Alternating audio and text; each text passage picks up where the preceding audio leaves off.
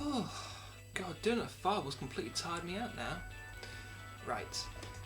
Hello YouTube, and welcome to David Hasselhoff's Retro Game Reviews, and this week I'm reviewing Super Street Fighter 2 Turbo. Now, the version I'm reviewing is from the Street Fighter collection for the Sega Saturn. This is actually quite a rare game to get, and I've been trying to get a copy all this year, but on eBay the prices go for ridiculous. Literally, I think only 3 for the European version have come on eBay in this year, and each of them have gone for well over 50 quid. So from that point onward, I've pretty much given up trying to get a copy. But a couple of weeks ago, I was on Amazon and I saw someone listing this for 11 quid. I don't think they quite knew what they had on them, and I bought it, got it. It is in literally mint condition. Look at that. Absolutely perfect. Oh, the other discs in the machine. And with post and packaging, 13 quid, I was just absolutely over the moon. And thanks to that chap for not realising, I now have this, and I can review the best. This has got to be the best version of Super Street Fighter 2 Turbo I've ever played, including the Genesis, SNES, TurboGrafx.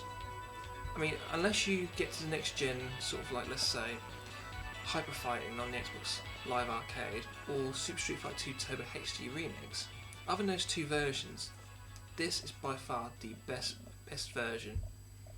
So let's get on with the review. Street Fighter 2 Turbo. I absolutely love this game.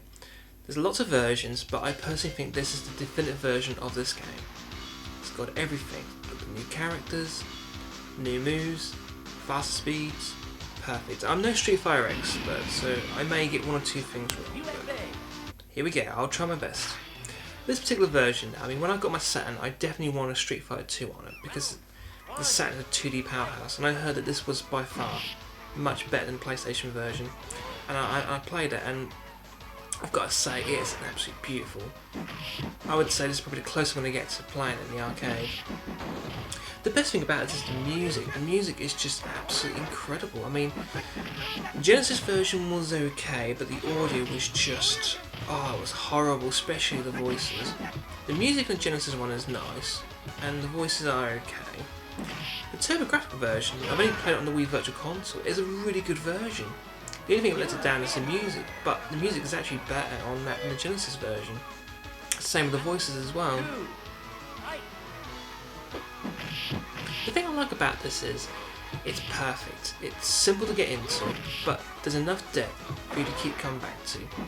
I love Super Street Fighter 4, but the thing is, it's just, unless you know everything, and all the combos and the counters and stuff, you're going to get owned online every time. With this though, it's like the difference between having an idea of how to play this game and then not.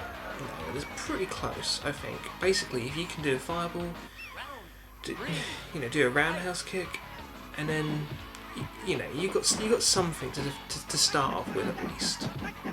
But Street Fighter 4, I just get owned every time. It's a game that you have to practice constantly. Whereas this is so much more pick up and play. It's a perfect game, brilliant. It's amazing that this game effectively sort of saved the arcades and killed them at the same time, because as far as I'm concerned, in the 80s, early 90s, arcades were pretty much dead. And this brought about a revival. I mean, people came back to the arcades to play this game. I remember briefly that one of our local arcades had this machine and it was just awesome to play. But then I suppose when you could buy copies like this on home, why would you go to the arcade?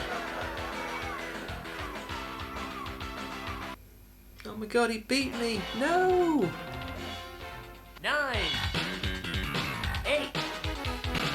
7, 6, 5, 4, 3, 2, 1. Right, I'll show you how it's done this time. I've been practicing. Woo, yes. I just love this game. And the graphics are just really nice, they're so colourful. The problem with the Genesis and SNES versions, they just look so, I don't know, watered down. The colour was just not there. That's the great thing about the Saturn. I mean, not only is it a 2D powerhouse, but it's got a high colour palette. And this game was made to be on the Saturn. Problem is, I think the reason why this game is quite rare is because it must have come out at the end of its life. Probably the main reason why there wasn't so many copies of it. I mean, I struggled to get a copy of this. I mean, there's tons for the PlayStation, but I wanted the Saturn version, and I got ever so lucky getting a copy and getting it for the price I got it at. It's just incredible. Oh yes.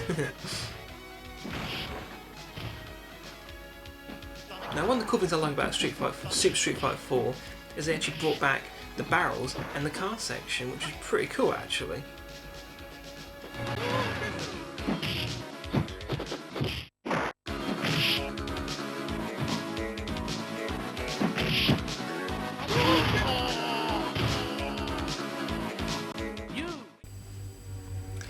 So, my final thoughts. This is just such an awesome game, and without Street Fighter 2, I can't imagine fighting games being where they are today without this game. And this version, Turbo, well, Super Street Fighter 2 Turbo, is by far the best version of Super Street Fighter.